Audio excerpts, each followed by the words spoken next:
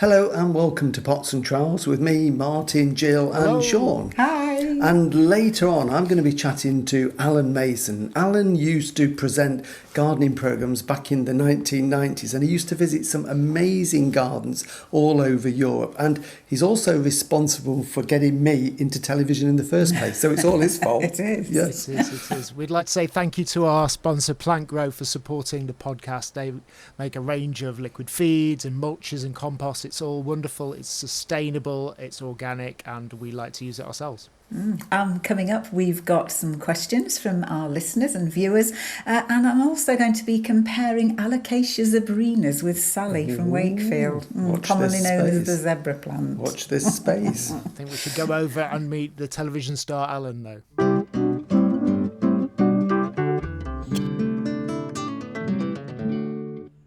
Well, we're here at the Harrogate Spring Flower Show, one of the first big shows of the season, and what a lovely surprise to bump in with an old friend, and I mean old in the nicest way because he's not really old, Alan Mason. Alan, how lovely to see you. Well, I knew you were here, so I looked out for you and Jill, and Jill hasn't changed a bit, and to be fair, neither of you. You're an old smoothie, Alan.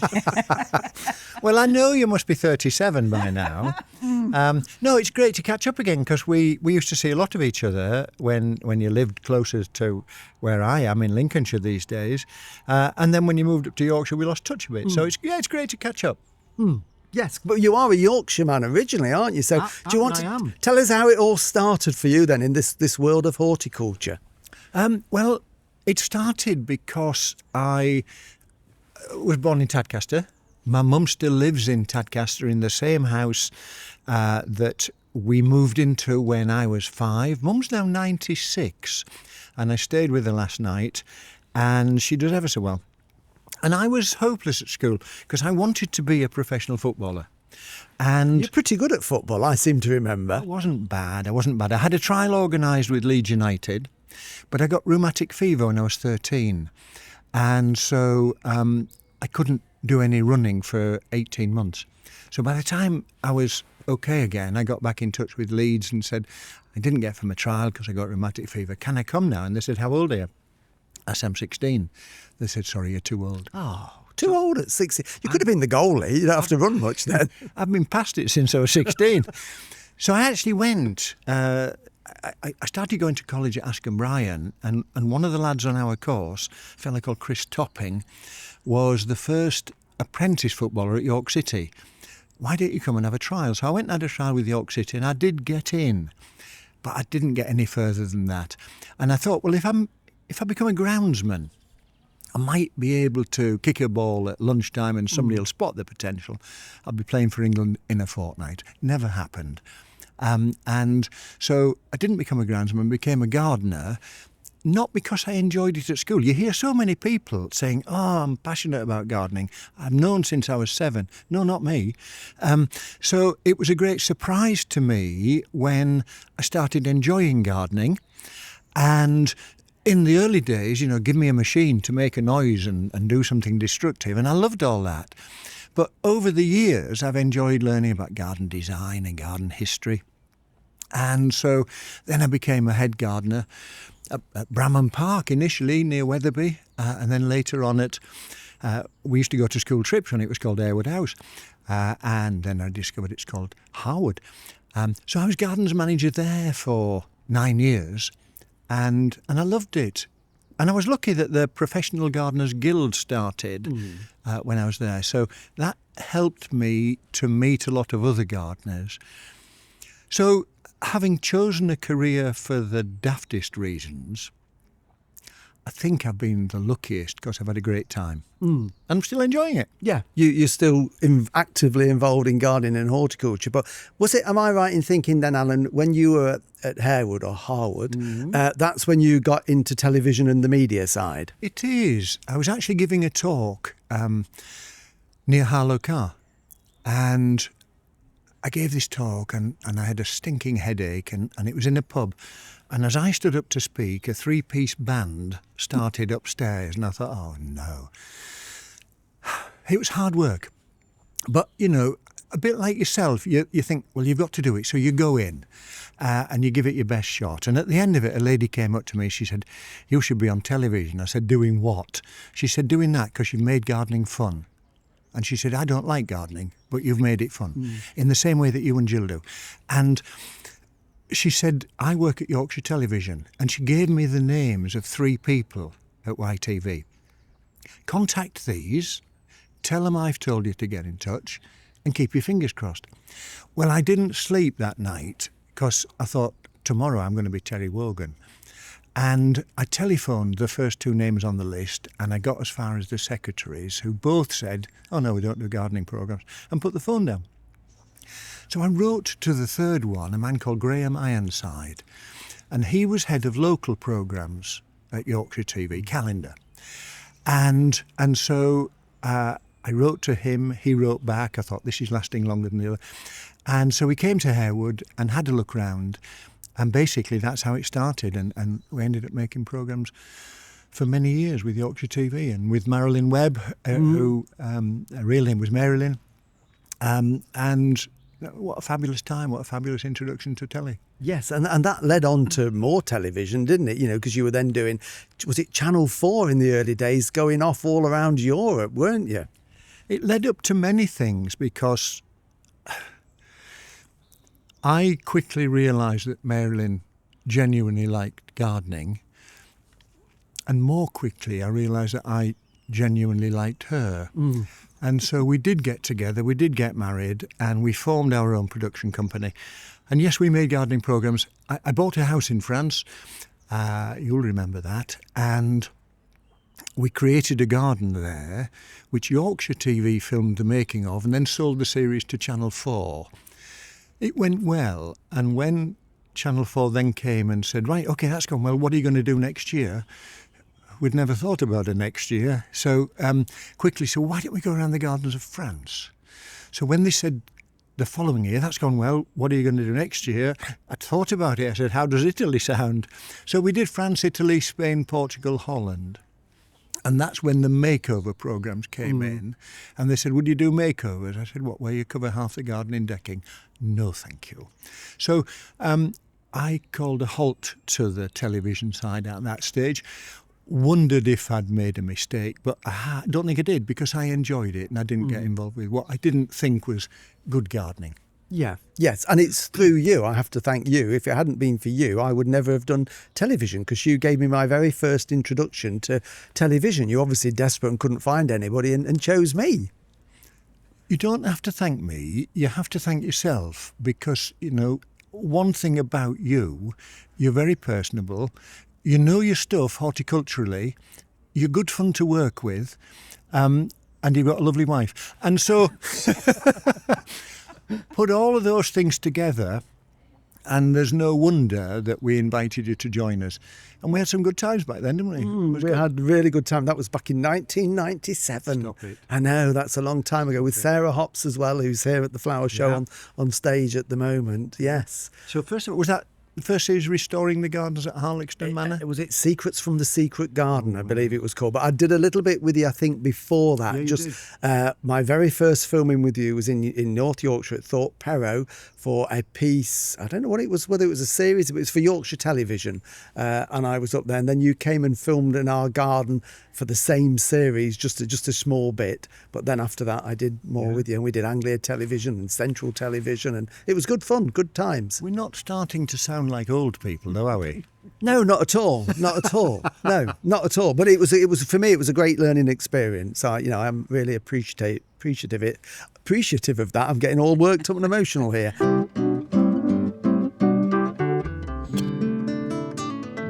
Well, coming up, we've got another lawn problem, I'm afraid. They seem to be cropping up thick and fast at the moment with, it's a puppy-related lawn problem. So I can sympathise, but not necessarily answer the question.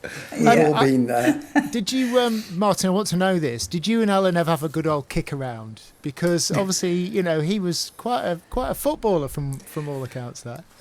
Well, yes. You are talking to Martin here. Yes, you are. I am the Likely. least football person. But in fairness, we did have a kick around. We were very fortunate when our children were quite young. We were invited out a couple of times to their house in France called Le Manoir, and it was a wonderful place. This little sort of French manor house where they'd done some television, and we went and stayed with them. And lovely. in the little village where it wasn't a football field because it was really dry and sort of arid, but it was an area where everybody played football. And Edward, Alan's son, is a very keen footballer, and we went down one night to have a kickabout. I can't kick a football, I'm rubbish, but I tried my best. So yeah, we did. So Alan, he's pretty good on his footballing skills. He really was. He is, yeah. That's an interesting kind of side route into gardening, isn't it? Via the kind of ground. Oh, I might be able to kick a ball around at lunchtime. So that and then suddenly you find yourself enjoying it from the from the football, and then maybe the machinery that goes with the football, and then in that way in the side door. Yeah, because they're big. I mean, we're talking big tractor mowers, aren't we? They're not just ordinary little pedestrian mowers. So it's all sorts of machines to play around with. Yeah. But that obviously led on to lots and lots of other things, of course, didn't it? Yeah. It's had a very interesting career. Yeah, the TV stuff. I wasn't entirely familiar with it, but I'd like to go back and watch some of those programs now, Italy and France. And how come you didn't get to go to those ones? They'd done those first, so that was before I started working with them. So the series they did, I think they did France, Spain and Italy. Yeah.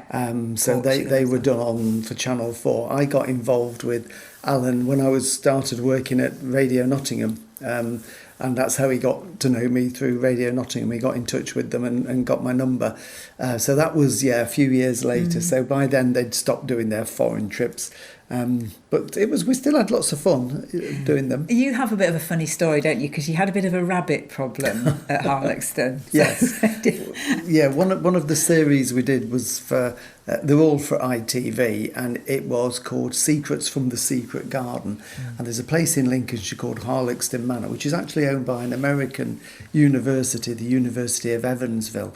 And the gardens were pretty derelict. There was a walled garden. So Alan did a deal with them where he could use the gardens and do a series of programmes on the restoration. So that's when I got involved. And I was in as the vegetable gardener. Alan lived in a little house here in Maryland, lived in a little house in the walled garden. And it was basically trying to bring back to life the walled garden. We were creating beds and planting vegetables and fruit. And I was growing all the vegetables at home to take them and plant them in, because we'd film on a weekly basis. In fact, I think we filmed fortnightly, but we did 2 programmes when we were there. And first time I did it, I planted all these cabbages out and all these vegetable plants, lettuces. And Alan phoned up a few days later and said, "You're going to have to bring some more because the rabbits have eaten them." So from then on, I would have them. I'd grow loads, take some and plant them, but at home I'd have some in pots and get them at various stages of growth. So if anything had been eaten between us doing the filming, I'd got replacements of a similar size to pop in. So we did quite a bit of cheating on that one, I'm afraid, and the rabbits did very well out of it. It's not television. It's television magic. It's not cheating. It's television magic. It's in the true spirit of here's one I prepared earlier. Absolutely, yeah. Yes. It's official, you can. Yeah. Well, shortly we're going to hear a little bit more about what Alan's been doing more recently. But first we're going to get in some questions, and just a reminder, if you've got a question for us, just drop us an email, info@potsandtrowels.com. We can just go straight to the website, potsandtrowels.com, and all the information's there of how to get in touch, and all the previous episodes of the podcast and the videos if you want to watch them. So where should we start? Which one should we start with, Jill? Should we start with that lawn problem and the puppy? Okay. Yeah. Do you want to watch the Do we know what sort of puppy it is? It is. It's a Labrador, and it's now 9 months old. Oh, right, getting big. Yeah. And this is from Ryan, and he says, "Morning team, thanks for all your podcasts and YouTube videos, full of conversation, hints and tips. They often keep me company while I mooch around in the potting shed or our garden here in sunny and windy Aberdeen." But this is his problem. Last year, they laid a new lawn with some fresh turf as they'd landscaped the back garden. Unfortunately, they have not unfortunately, but they have a wonderful 9-month-old Labrador puppy who has weed on the grass, causing it to die in some areas. They try and dilute it with water where possible and encourage her to use other areas. So recently, Ryan spread some fresh grass seed on the lawn after spiking it with a fork to help with drainage and aeration. Thoroughly watered the seed in, making sure it didn't dry out.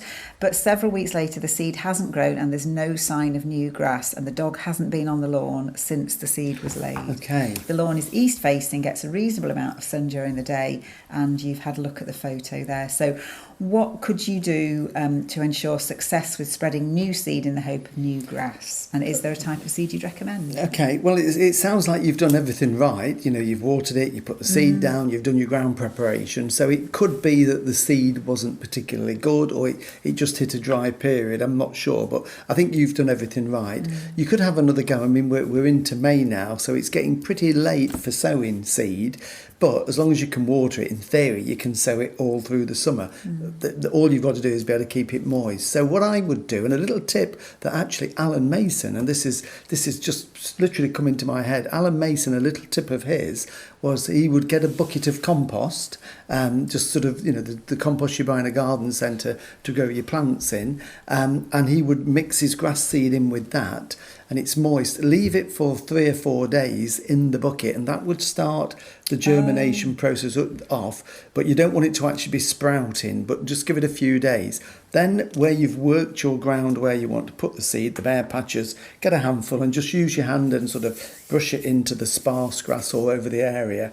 Then water it, and then it's just helped it on that little bit. It's given it a bit of a pre-germination time in the bucket. And another thing you could do is, especially if you're getting the sunshine and the warm weather up there in Aberdeen as well, get some garden fleece, which allows moisture through, but it will just shade it, and lay an area of that over the part of the lawn where you've seeded, and peg it down with some tent pegs or a few stones. So again, it just protects it from that hot sun, keeps it a little bit cooler and keeps the moisture in. And if you do water over with a sprinkler, that water will go through anyway, and fingers crossed it will work. As for grass seed, any good quality, I mean, I would potentially get one that's got dwarf ryegrasses in, because that's going to be a bit tougher and it's faster to establish in your situation. The sort of thing they use on a football pitch, basically. It's very football-y related today, isn't it? Yeah, so if you have got a dog, you know, and especially puppies, watering after they've weed on the grass is the best thing to do, isn't it? We've done that. I don't know whether Sean has. With follow them round with a watering and you just dilute it, because essentially it's a concentrated nitrogen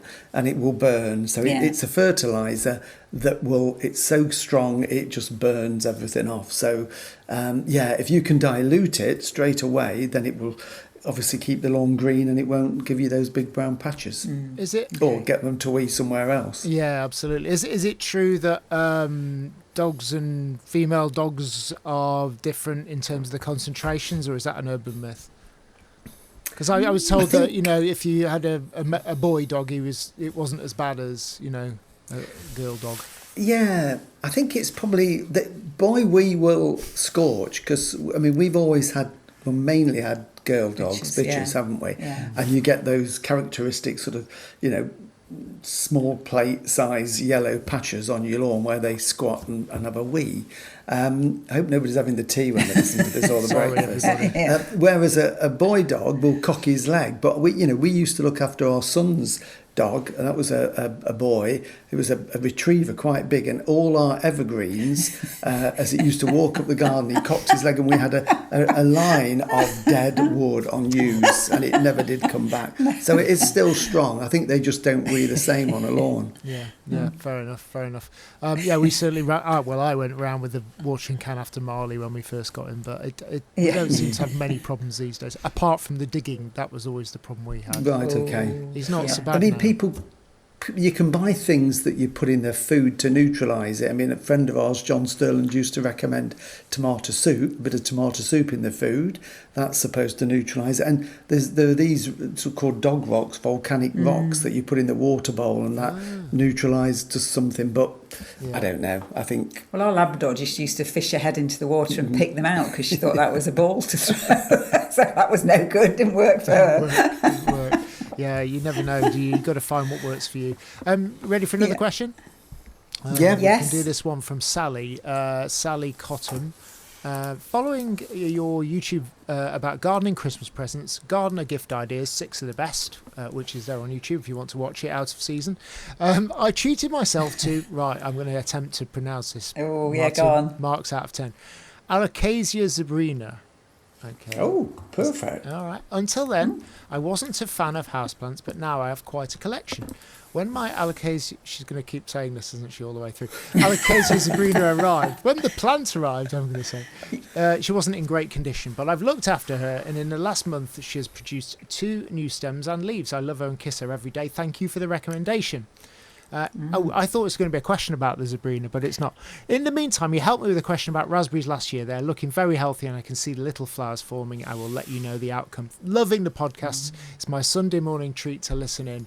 Kind regards, Sally, who's in Wakefield. So, Sally, thank you so much. I thought I was going to be giving Martin a question. He's written down all the notes as I've talked. And you were just telling us you enjoy listening to podcasts. So thank you very much for listening. And well, can I just say to Sally, well done, because the zebra plant that Martin showed on that video, we haven't had any new leaves yet. So I'm a bit disappointed with ours. I think it's the So water. you're doing well, Sally. Shall we ask Sally the questions? Yes, I think we should.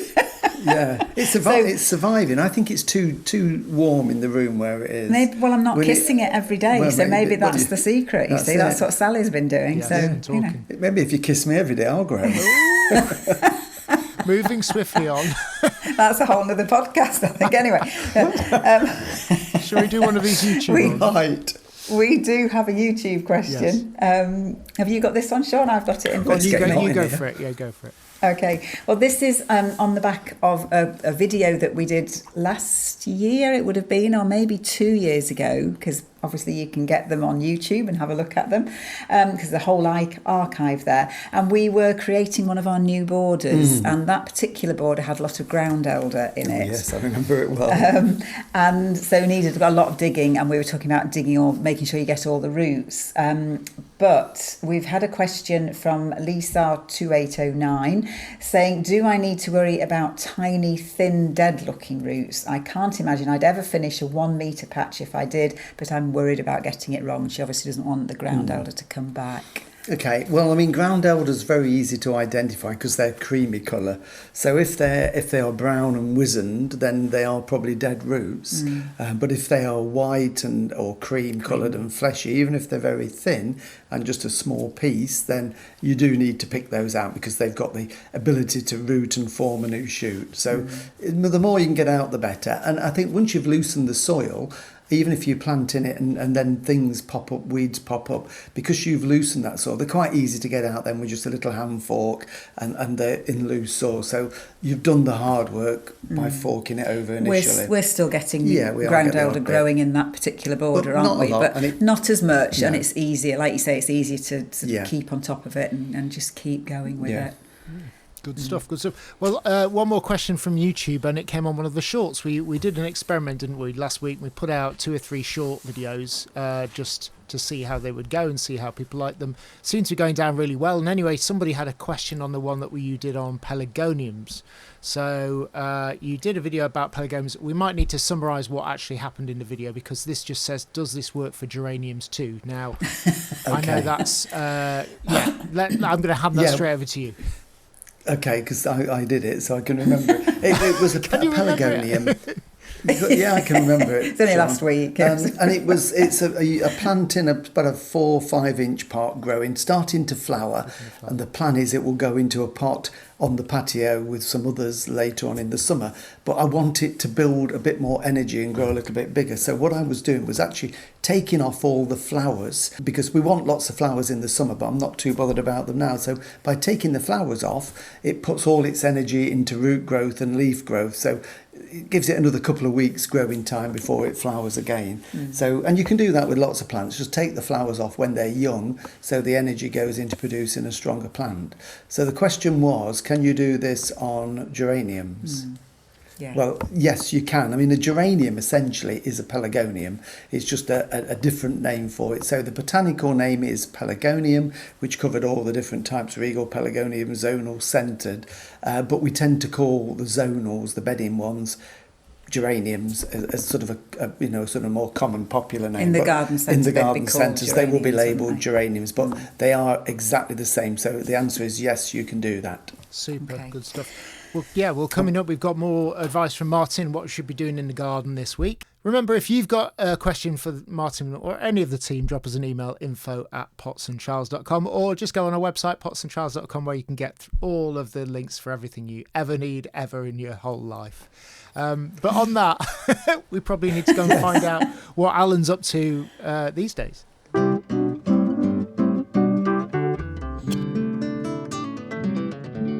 Fast forward then, Alan, you don't do television anymore, that's finished, things have moved on, but you've been very active on garden design, haven't you, and creating gardens. I'd say you're a garden maker, aren't you?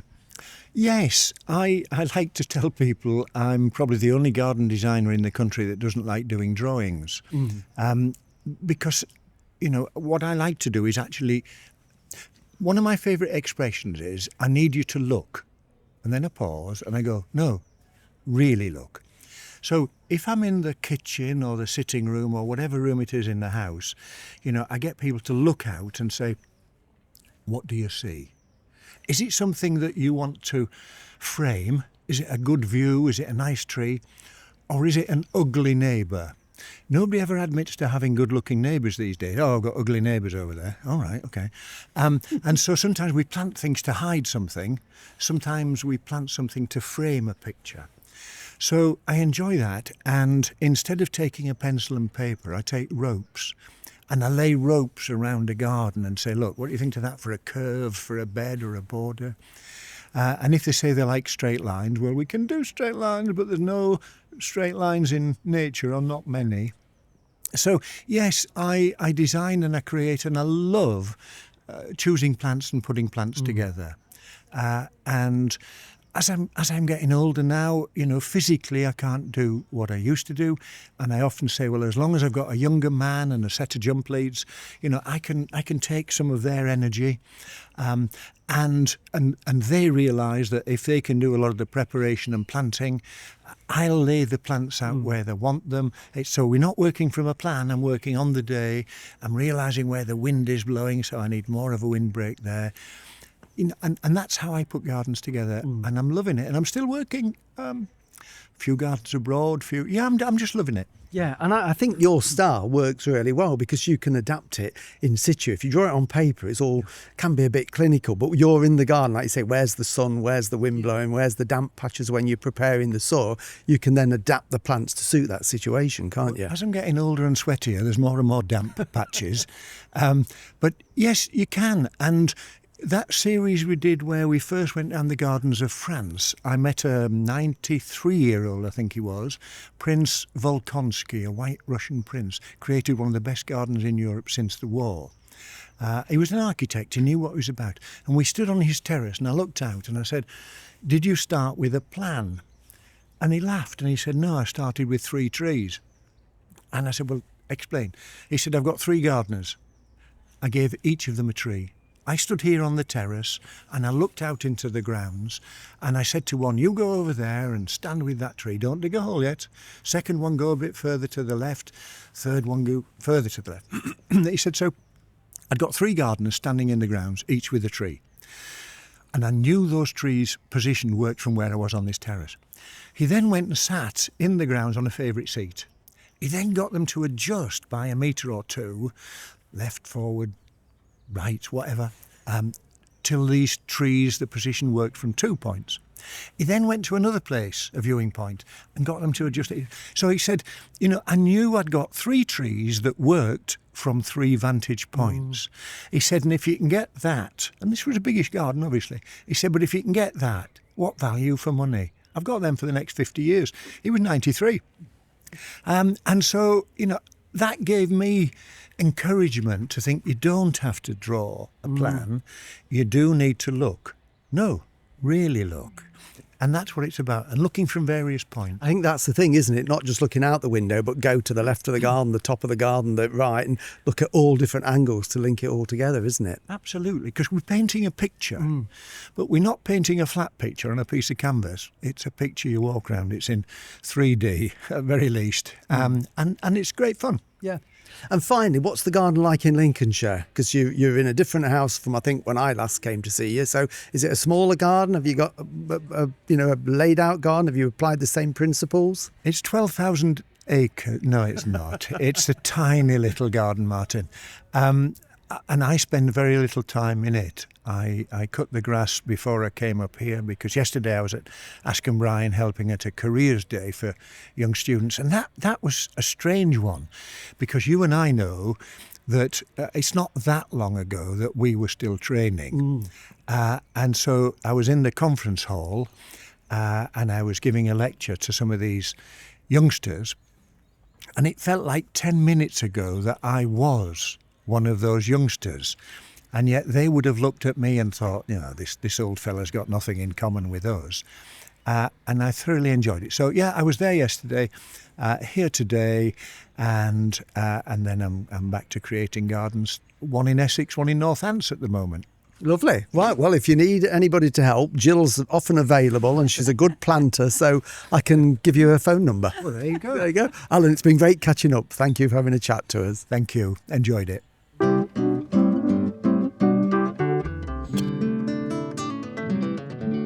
Well, coming up, Martin's got all the jobs you need to be doing in the garden, including what you should be planting this week. But there have been so many things that Alan was talking about that we kind of need to unpack here. So I love that phrase. What is it? Look, no, really look. I mean, that makes a lot of sense, doesn't it? Because, we glance around all the time, don't we? And actually, are we looking? Yeah. Yes, and if you've got, sort of a few plants that you want to put in a border, the temptation is just to put them in without really thinking about where they are. And Alan just sort of said, "What are you looking at me like that for?" Because I know what you're going to say. What? No, I'm not. I wasn't going to say anything about it. No, you're going to have to say it now, aren't you? We need to know what this is now. You've got to look from different angles, haven't you? So you've got to look from the bedroom window, look from the lounge window, look from the kitchen window. It is a good way. I totally agree. Simple, but really, really effective. We have a bit of an ongoing dispute with our new planting. In one of the borders at the back of the garden, which you can see from the kitchen window, I've got some euphorbia in there, which are looking magnificent at the minute. They've got their lovely lime green bracts on, and they really add a pop of that green to the border. You don't like them. I don't really like euphorbias. I don't mind them if they're in the background. Well, they are but literally, as I'm standing at the kitchen sink washing up, that is in my eye line. That's right in front of me. And it's the plant that I dislike the most. Well, you've put in my eye line. I'm the garden designer, so tough. Okay, the euphorbia wars will update people on what happens with it. I wouldn't be surprised if one of them doesn't die this summer. I think there's a strong possibility the hoe might accidentally. Do you want to borrow Marley? Now you see, Prince Volkonsky, that Russian architect that Alan was talking about, he wouldn't have let you put one of those there. That's only because he didn't have one. He only had 3 trees. He's got 3 trees and I've got 3 euphorbia, strategically positioned to let your eye flow along the garden. Yeah. That's what it's all about, continuity. But it's a good idea. I think Alan's way is very, in a way simple, but it's very effective. It's very thoughtful, isn't it? Does, and it's difficult drawing them on paper. If you can actually visualise where they're going to go, I think that is a good way of doing it. Yeah, it is. Yeah, it is. I thought it was an interesting way of doing it, not having done any drawings at all. I was wondering how that works when you kind of rock up somewhere and you go, I need to now go to the garden centre and buy all the plants because you haven't kind of pre-thought it. But I don't know. I mean, presumably it's a longish process, is it? Yeah, and I think Alan, he gets in his head, talks to them about plants they want, what probably they don't like, and then we'll go and buy the plants, and then he will just play around with them and he sets them out in the borders and let them look at it. Well, we don't like that there. Can we swap that for that? And then when they're happy with it, then they'll all be planted. So it is that everybody's involved in the process. And it's an individual process, isn't it? I'm guessing that no 2 gardens of Alan's are the same, are they? No. Whereas I think some designers who maybe haven't got that experience or plant knowledge will have a sort of basic plan and plants that they use in every garden that they do. Yeah. So, but I'm thinking that Alan really takes his time with it and just takes it slowly. which is good. Good, yeah. Well, you'll know about that when you go to France to do the planting for Yes, yeah, Of course. Do you think he pays well? Paid in it. From wine. Yorkshire. Joke. Absolutely. Look, I think we need to move on from Euphorbia Wars and Jill's We new do. job. What's Martin got? Well, he just knows he's listening. just before I give a few He's foraging jobs, behind him. I just wondered if you could identify this plant, Sean. Oh, Excuse me. that's Alocasia zebrina. Oh, It is, yes. It's got Has it made any new wonderful growth? stripy. Any new leaves this year? This one. Well, it's actually got one just coming Has there. it? Just one yeah. started to come. Okay. There is one That's coming. all right. I've actually had to take one off. We had one that was damaged, and I know this is no good if you're not watching it on YouTube, but it's very dry around the edge, and I think that was because it got a bit of sun scorch on it. So they're a jungle plant. So I've done this for you, Sally. Yours is probably looking better than this. But don't let them have too much sun, otherwise they will scorch and go dry. But we have got a new leaf there's coming. new leaf coming. Okay, I that's think all it's right. Then. actually Sally, ready for- I'm all right again now. Because presumably, if they're a jungle plant, they used to kind of dapple. They might be used to the heat, but only dappled shade and not necessarily bright sunshine, right? Exactly, and that humidity, they like the humidity as well. We'll move it then. We'll move it. Okay. Put it in the shower. So, should we do some jobs for the week? Yeah, we can do, yes, because time is marching on. I mean, perennials are growing at an alarming rate at the moment. So if you've got tall perennials, make sure they're supported. If your garden is dry, and where we are in Lincolnshire, we've had a really, really dry April. We've had a very dry March as well. We've had 2 dry months. In fact, I think our local forecaster said we've had the driest February, March and April for many, many, many years. So our lawn is actually not looking that green as I'm sitting here looking out the window. It's sort of going, not brown, but it's lost that lushness. So if you've got anything newly planted, whether it's vegetables, fruit trees or things in the borders, the planted perennials that aren't established, just give them a drink. It's the weather will break eventually and we'll get some rain, I'm sure, but just to keep them going, give them a good drink around the base of the plant, not over the top. You water the soil around the base of the plant so it can soak down, and that will really perk them up.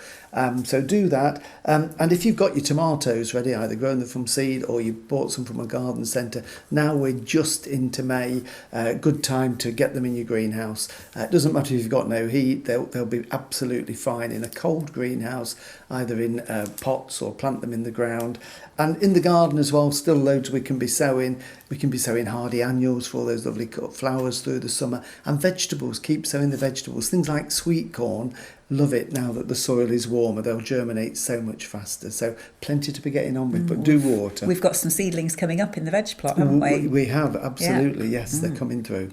As we record this, it's really, really hot here in Nottinghamshire. We're obviously recording a couple of days before it goes out, and I did some watering at lunchtime. I know you're not supposed to, but everything was so dry, and I think my son was on watering duty last night, which slightly fills me with concern. Can see prefers to use the hose pipe to water the plants, which is not ideal. Because we've got a spray nozzle that he likes to. More fun. Yeah, it's a lot more fun, but it's whether they survive. Yes. Why fill up a watering can when you can spray them with a hose pipe? From a distance, yes. Anyway, on that note, baking note, maybe we should call it a day for today, and we'll see you all next week. Okay, bye. Okay, bye.